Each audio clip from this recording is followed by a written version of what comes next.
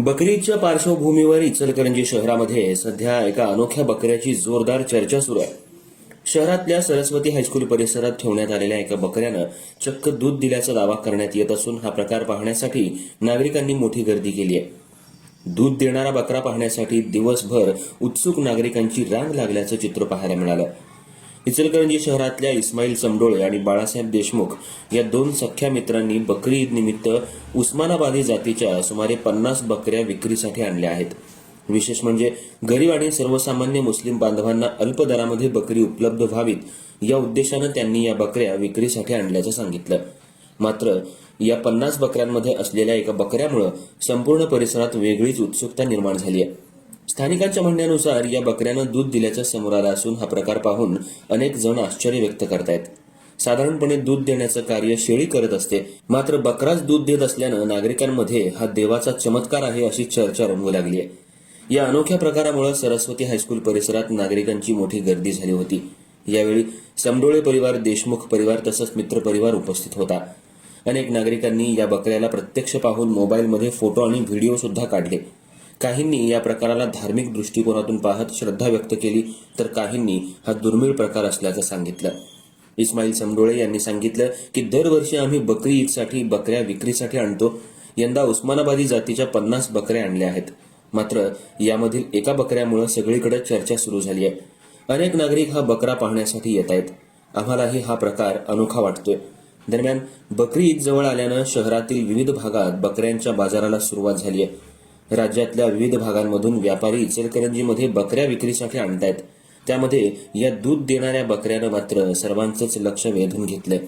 शहरात सध्या या बकऱ्याची चर्चा रंगली असून देवाचा चमत्कार म्हणून अनेक जण त्याकडे पाहतायत। सर्व हिंदू मुस्लिम बांधवांना सर्वप्रथम येणाऱ्या बकरी ईदच्या खूप खूप हार्दिक शुभेच्छा।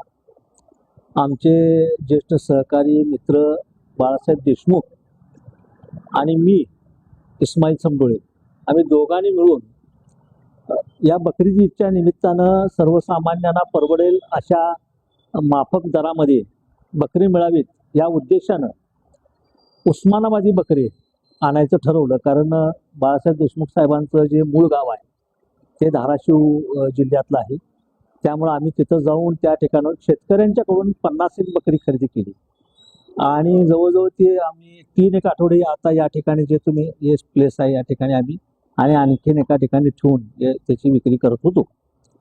दरम्यानच्या काळात आमचे मित्र इथे चेतन आहेत, ते या सगळ्या गोष्टीकडं स्वतःहून जातीनं लक्ष घालत होते आणि त्यांच्या असं लक्षात आलं की या बकऱ्याची निगा राखताना, सगळ्याच बकऱ्याची निगा राखताना, की या बकऱ्याला एक विशेष एक पार्ट आहे, एक स्तन आहे आणि त्याच्यामधून ते दूध देते। त्याने सहज त्याला हात लावून बघितलं तर ते दूध देते।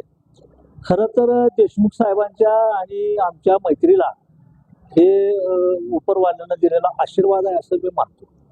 कारण हे विज्ञान दृष्ट्या देखील त्याच्यामध्ये आहे, परंतु असा प्रकार जवळजवळ 10 लाख बकऱ्यांच्या मध्ये एखादा घडतो आणि तो आम्ही सुरू करायला आणि या निमित्तानं या दूध देणारा बकरा याच्यामध्ये यावं हे फार मोठं वैशिष्ट्य आहे। याच्या बाबतीमध्ये मी स्वतः मौलवी लोकांशी चर्चा केली, तर त्यांनी सांगितले की हा बकरा जो आहे तो कुर्बानीसाठी एकदम दुरुस्त आहे, म्हणजे तो दूध देतो म्हणून त्याच्यात व्यंग वगैरे काही नाही, तर ती विशेष बाब आहे। म्हणजे खरं तर वेगळ्या पद्धतीचा चमत्कार, कारण शेळीला देखील दूध जर द्यायचं असेल तर त्याच्यासाठी त्याला पहिला जर पिली व्हावे लागतात आणि मग त्याला ती दूध देते, पण हा याचं काही नसताना हा शेरडातला बकरा आहे, म्हणजे असा असताना सुद्धा ते दूध देतं हे वैशिष्ट्यपूर्ण आहे। म्हणून आम्ही सर्वांनी ठरवलं की सर्वसामान्य लोकांच्या मध्ये ही बाब